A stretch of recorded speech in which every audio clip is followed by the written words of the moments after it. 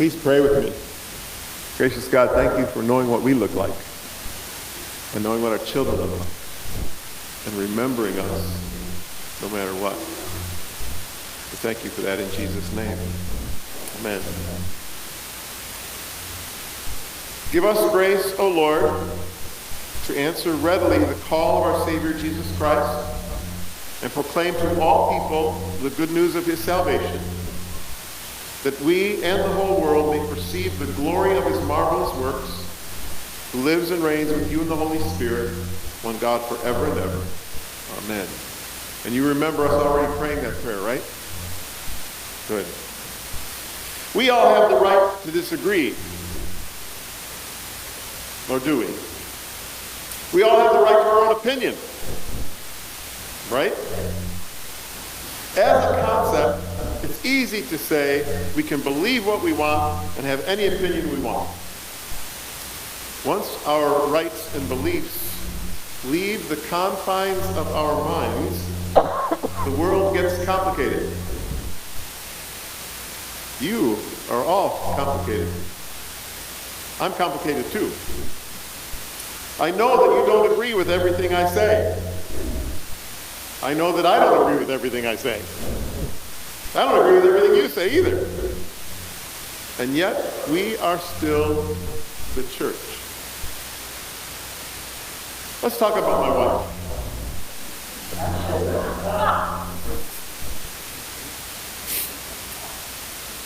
Danger, Will Robinson.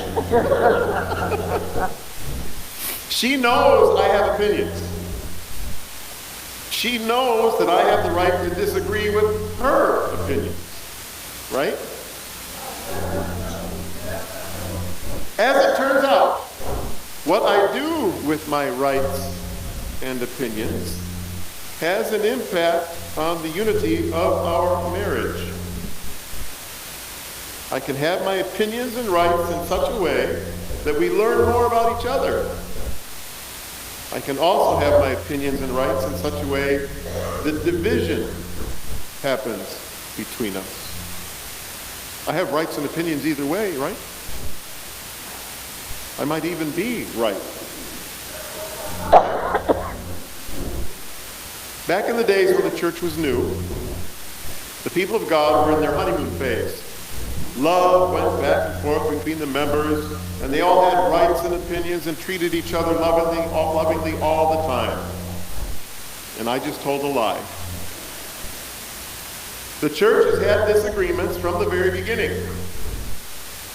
The Apostle Paul started a church in a city called Corinth. He told them about the love of God in Christ Jesus. They accepted that love and gave themselves to the mission of Jesus Christ. And the honeymoon didn't last. They learned things from other Christian leaders and began to have their opinions and their rights. They did not move closer together, but they divided. And the word Paul uses here for division is the word schism. How did Paul find out about the divisions, the schism in the church? A woman who must have had some type of leadership position, probably a deacon, heard about what was happening in the church in Corinth and got word to Paul about it. You know what they were doing? They were splitting into groups based on the teaching that they liked. Can you imagine that? Can you believe it? I belong to Father Aaron. He's got this Jesus thing down. Others said, I belong to Deacon Lisa. Her teaching's the best. Others said, I belong to Bishop Matt. He's got the authority. Others said, I belong to my Bible study leader. She's got the heart that knows better. And a scant few others said, I belong to Father Ralph. He's taller than the other ones. And still some others said, we belong to Jesus. Ha ha. They were using Jesus like a trump card in a card game. They were bringing Jesus down to the same level as the other church leaders. And all of this upset the apostle who birthed that church. He pled with them to be on his side, and instead of disagreeing, be in agreement with each other and not let schism happen. He did not say that they should all have the same opinions. I think he was challenging them to examine what they were doing with their opinions and its impact on the mission. They had begun to confuse the good news with their own wisdom. Paul wanted their focus to be on the cross, on Jesus. Paul could have used rank on them, could have done a power play, could have made his point that, hey, I started this church. Could have written to him about his authority. Instead, called them back to Jesus. He asked them, is Jesus divided? Was somebody else crucified for you? In whose name were you baptized? All rhetorical questions. This is all about Jesus. And here the text gets kind of personal. A lot of times Paul, when he's writing, especially this church, his exasperation and concern just kind of leaks out in very human ways. Paul says, well, I only baptized a couple people, so folks can't say that they were baptized in my name. Then he scratches his head and goes, oh crap, was there anybody else? He goes, yeah, I think there was a few others. He's feeling the pressure to get it right. But anyway, he tells them, Christ didn't send me to baptize, but to share the good news. We get lost so easily, even when we're right.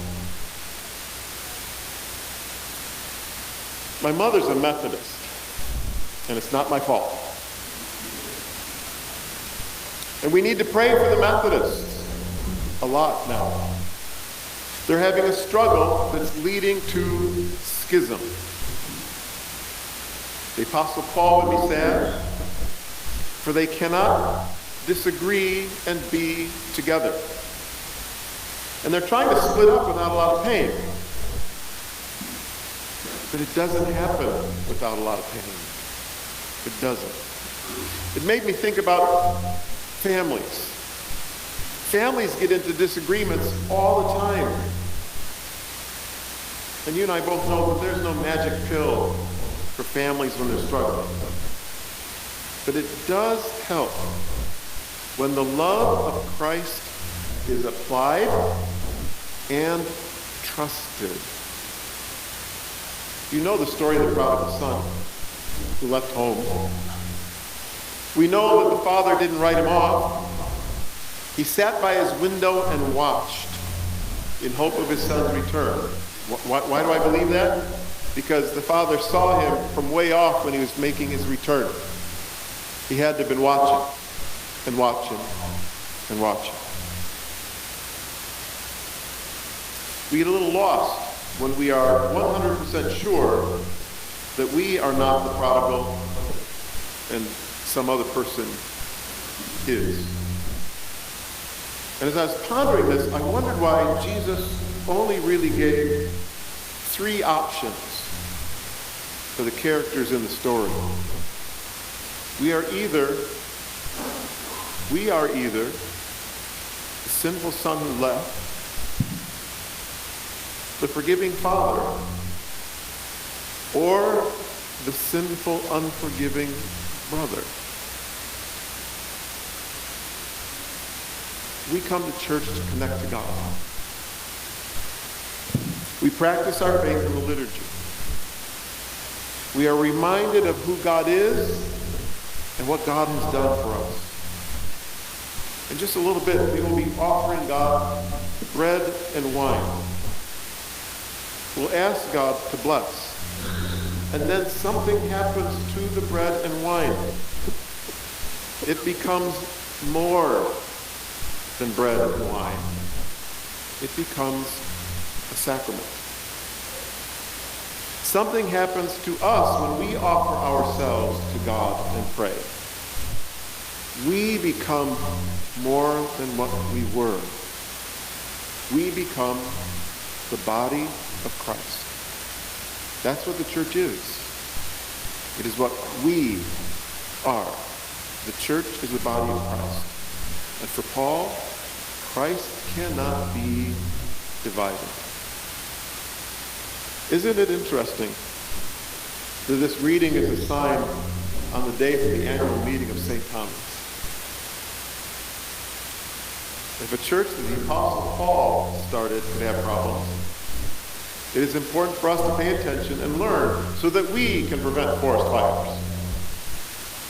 Some of you are old enough to remember that that's the right way to say it and not the way they say it now, right? Wildfires. And we can prevent them. Do you remember how people know that we're Christians? By their love. They'll know we're Christians by our love. It's part of the mission. The mission. We're not perfect at loving each other. I'm talking about us. We're not perfect at loving each other. Yet, it is one of our strengths. It really is. We're not perfect, but we do pray for each other. When someone is in need, you step up. When issues become people, it's easier for us to love. So I think my prayer for us in 2020 is for peace that passes understanding. This is a Bible phrase about a gift that Jesus offers us. It is a peace that's not dependent upon our situations or our opinions or the opinions of others. It is a peace that gives us patience and helps us not force a resolution. It is a peace that trusts that God is at work, and we can hold out as long as it takes for God to provide. For God is faithful. Amen.